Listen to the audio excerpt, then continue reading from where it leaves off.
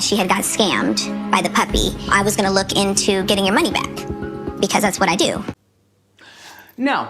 It's not yours. And I'm talking about what you doing. Who is Vanessa Ryder? Look at yourself. I mean, ooh. You cried and you cried with me about you having a miscarriage because you were being extorted.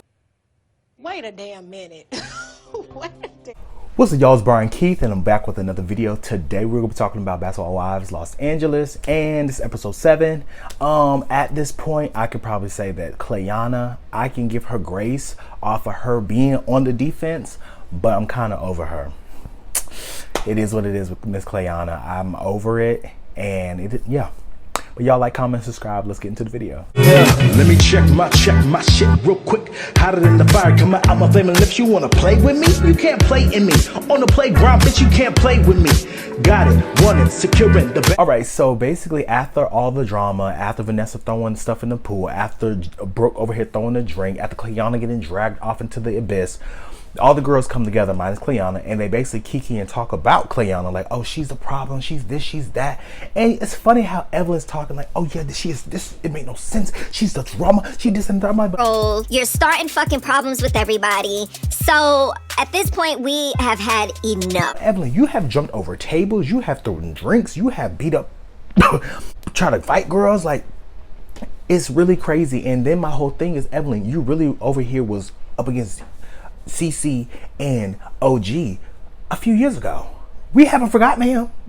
Like, I get you trying to rebrand, but for me, this episode, Evelyn really was doing a lot of, I can't believe you doing this, you over here acting crazy. I'm like, girl, well, I get it, but you in the same boat with Clayana. So, you know, we see Brooke, she throw the drink, and she just like, at the end of the day, she got in my face, she got in my space. So I was trying to back her up off of me, so that's what I did. Was able to back her up was for me to throw my drink in her face without snatching her up physically. To be honest, if you watch the playback, when Clayana put her finger up, Brooke said, can you please, she said, get your hand on my face.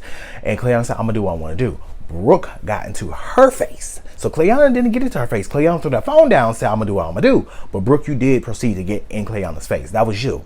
So, and then Clayana was, you know, when she's talking to Brittany, she was like, oh, she should just popped on me. You didn't want the problems, Clayana. Honestly.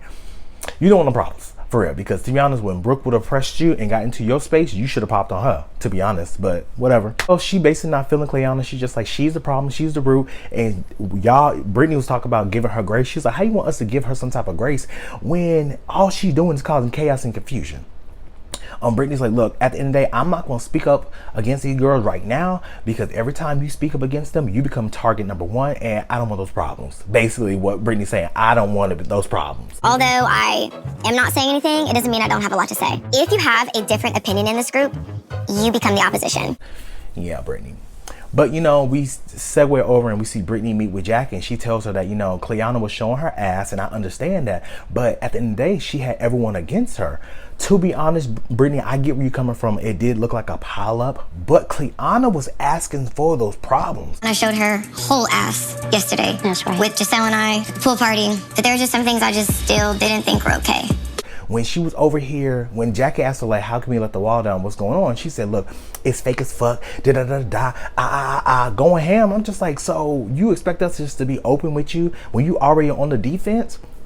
And my whole thing is, like they said, if you was mad at Giselle, Jen, cool. But you could at least spoke to Brooke. Happy birthday. You didn't say shit. You made it seem like you had a problem. You came in with this funk ass energy. So that was on you, Clayana. So I get where Brittany's trying to be an ally to her and supporter to her, which is perfectly fine.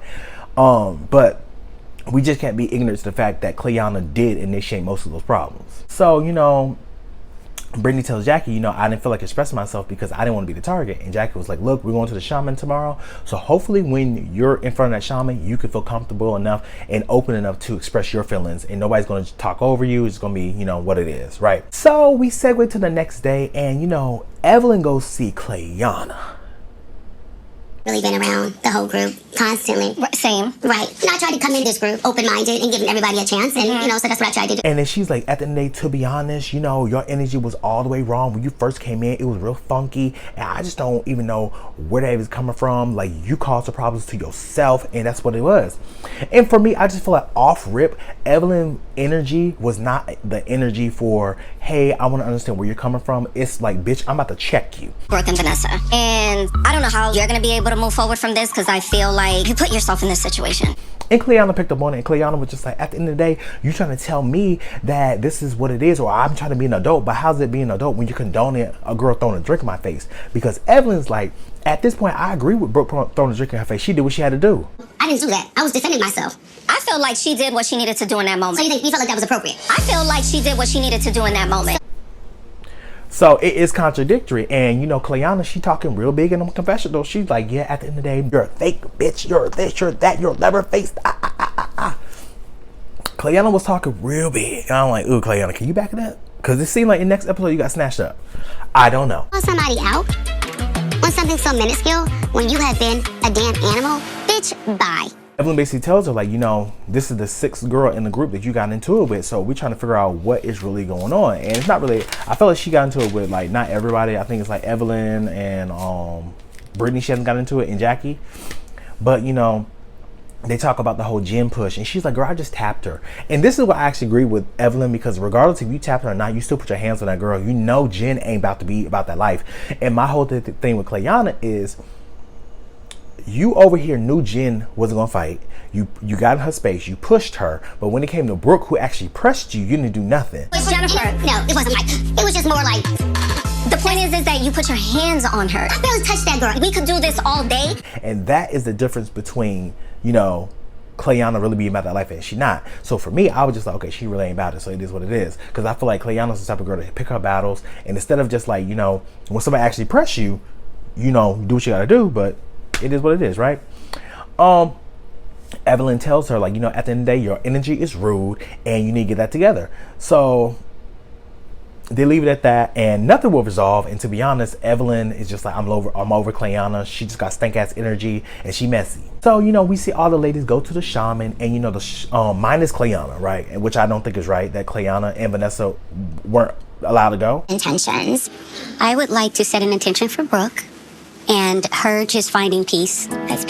So all the ladies set their intentions, and Jackie, you know, was speaking to Brooke.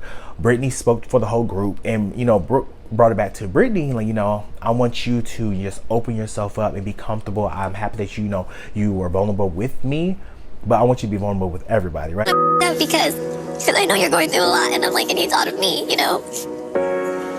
It's okay, Brittany. Right? Brittany starts crying. She understands the sentiment, because she's like, look, you're over here setting your intentions with me when you have more stuff going on in your life. And then they all drink the cacao, and they're like, that shit was nasty. I bet. It just, for me, when I think of that, I just think of it as like being green, chunky, sticky. Okay.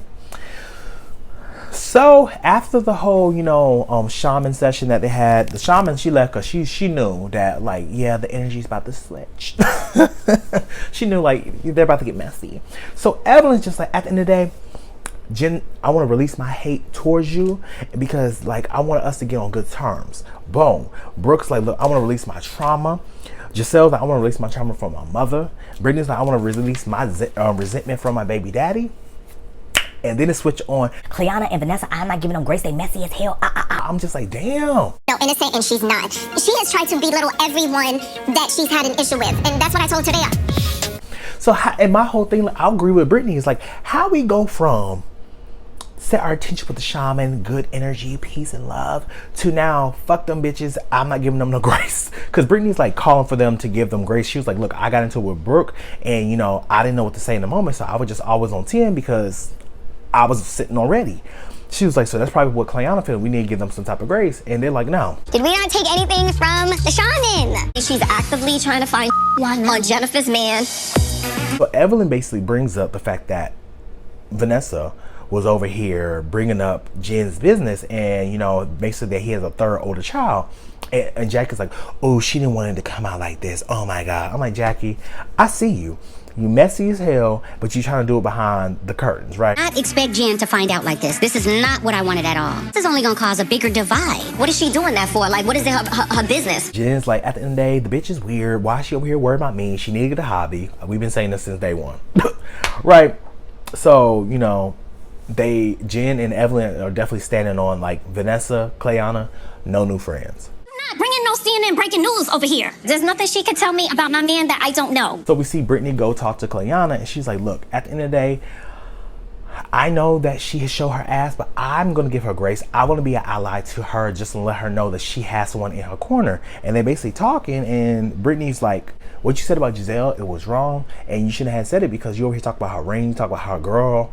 It was just uncalled for. And Cleon's like, look, I understand that. That was my fault. I was already on defense, so it was what it was. I'm responding and I'm reacting, but some of the stuff that you said to Giselle was very hurtful. I agree. So I'm happy that Brittany's giving her this criticism and like, you know, being accountable.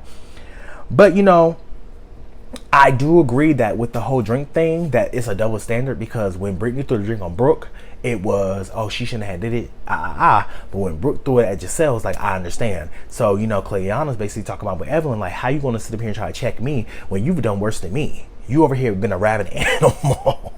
I said, girl, ooh, you better hope Evelyn don't catch you, girl.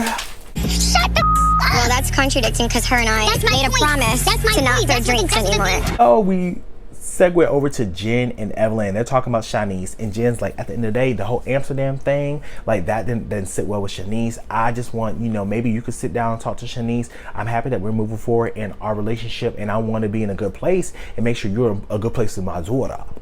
With my daughter, I want you to be in a good place with my daughter, right?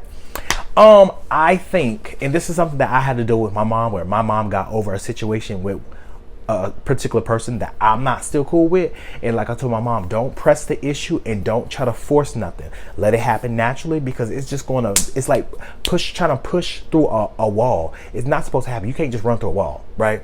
So my whole thing is let it happen natural. If Shanice gonna get over it, she gonna get over it. If she not, she not. You can't force that girl to get over it when she was over here talking about, one, you talk about her mama, and then you talk about her. I would never want to see her cry, sad, and especially if it's like something pertaining to me. So I don't want that. So at the end of the episode, we see Jen, Vanessa, Evelyn, Jackie sitting down, and basically it's a intervention to check Vanessa. Okay. You have been actively trying to find receipts or tea on Jennifer's man. See, Evelyn's like, okay, Vanessa, I want to know, why were you looking into Jen's business over here trying to dig up stuff on her? You doing this, you doing that, and it's wrong. She's like, you need to seek some mental help.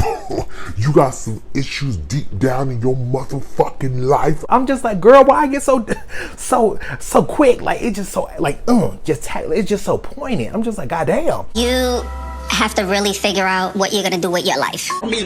I have never seen two women that have nothing going for themselves. Oh my God. Like, Vanessa sitting there was like, huh?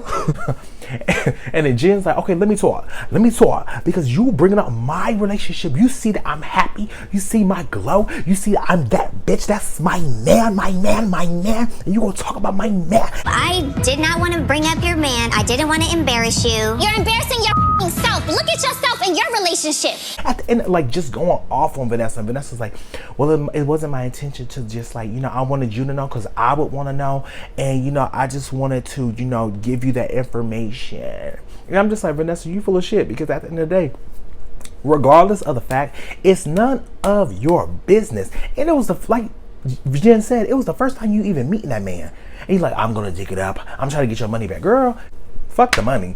Why you? And then on top of that, you talking about I was trying to get your money back for the puppy, and then you still deep dived and digged up this man's book and then his child. Girl, you're a fucking weirdo. And they talk about, girl, you're weird, you're this, you're that. And then this is the part that I felt horrible for Vanessa, because I felt like she told something to Evelyn in confidence, and Evelyn basically blasted her business, which I thought was wrong for her to say. At the end of the day, you got some real life issues going on, and you over here talking about that, you know, you had a miscarriage because a bitch was trying to extort you. Your husband was cheating on you. A business owner. Oh, why are you miserable? You cried, and you cried with me about you having a miscarriage because you were being extorted. She blasted her business, and I think that was right. I'm just like, girl, who the fuck are you to over here tell her business when you got mad when she told your business?